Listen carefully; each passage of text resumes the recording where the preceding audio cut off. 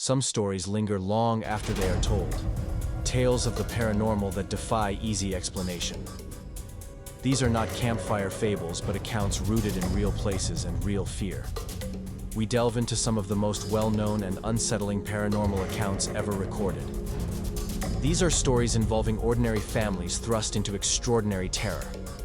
They found themselves facing phenomena that went far beyond bumps in the night.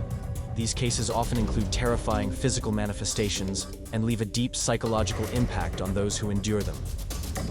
Our first stop takes us across the Atlantic to Enfield, England. The year was 1977, a time when the world was perhaps less skeptical of the unknown.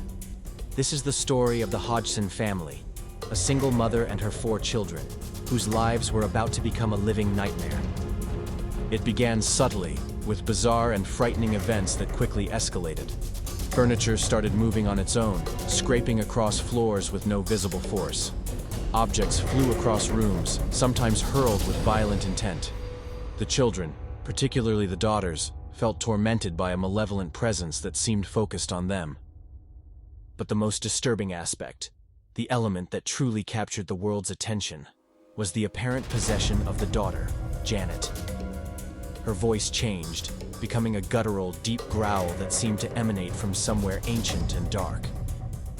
This voice claimed to be Bill Wilkins, a man who had supposedly died in the house years before. The sheer intensity of the activity drew external involvement. Paranormal investigators from the Society for Psychical Research arrived, hoping to document the chaos. They captured chilling audio recordings of the deep voice and took photographs that seemed to show objects in motion. This documentation added significantly to the case's fame and notoriety. To this day, the Enfield poltergeist remains a subject of intense debate. Some believe the events were genuine, a terrifying example of a poltergeist haunting and demonic possession. Others suggest trickery was involved, possibly orchestrated by Janet herself, seeking attention. Regardless of belief, the case endures as a chilling tale in the annals of paranormal investigation. Its disturbing factor lies in the sheer intensity and duration of the activity, coupled with the deeply unsettling element of apparent possession. Our next story takes us to a house forever stained by tragedy in Amityville, New York. Just a year before our story begins, Ronald DeFeo Jr. murdered his entire family within its walls. Despite this horrific history, the Lutz family, George, Kathy, and her 3 children, bought the house, hoping they could overcome its dark past. They were wrong. Almost immediately, they reported experiencing increasingly disturbing events.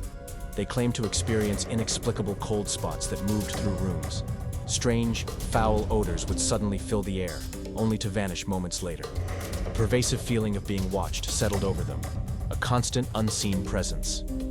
Specific sightings were reported, including a terrifying pig-like creature with glowing red eyes. The house seemed to exert a terrible influence, particularly on George. He began exhibiting erratic behavior, becoming increasingly withdrawn and aggressive towards his family. Kathy reported even more terrifying experiences, claiming to be levitated from her bed and feeling the oppressive weight of a demonic presence. The terror became unbearable. After only 28 days, the family fled the house, leaving everything behind. They claimed they were driven out by the malevolent forces within, forces too powerful to resist. The Amityville horror story is heavily debated, with accusations of fabrication swirling around the Lutz family's account. Despite the controversy, the story's enduring popularity stems from its depiction of a family's descent into terror. The unsettling idea of a house harboring such profound evil resonates deeply. Its disturbing factor lies in the focus on a family's psychological breakdown under supernatural pressure and the terrifying influence of a seemingly powerful entity. Finally, we travel back to England, to the town of Pontefract. During the 1960s and 70s, the Pritchard family endured a haunting that would become known as the Black Monk of Pontefract. They experienced intense poltergeist activity that terrorized their home. This wasn't just minor disturbances. It included objects being thrown with force and furniture moving violently on its own. But the most terrifying aspect was the appearance of a specific entity. A dark, hooded figure began manifesting, often referred to as the Black Monk. This entity was said to be malevolent, its presence radiating pure dread. The monk seemed to target the family, but its focus was particularly on the children. The activity was so intense, so relentless, that the family sought help from paranormal investigators. These investigators documented the events, capturing the chilling accounts of the family and witnessing some phenomena themselves. The monk's presence was often associated with a foul, putrid smell and an overwhelming feeling of dread that permeated the house. The disturbing factor of this case lies in the relentless nature of the attacks and the apparent targeting of the children.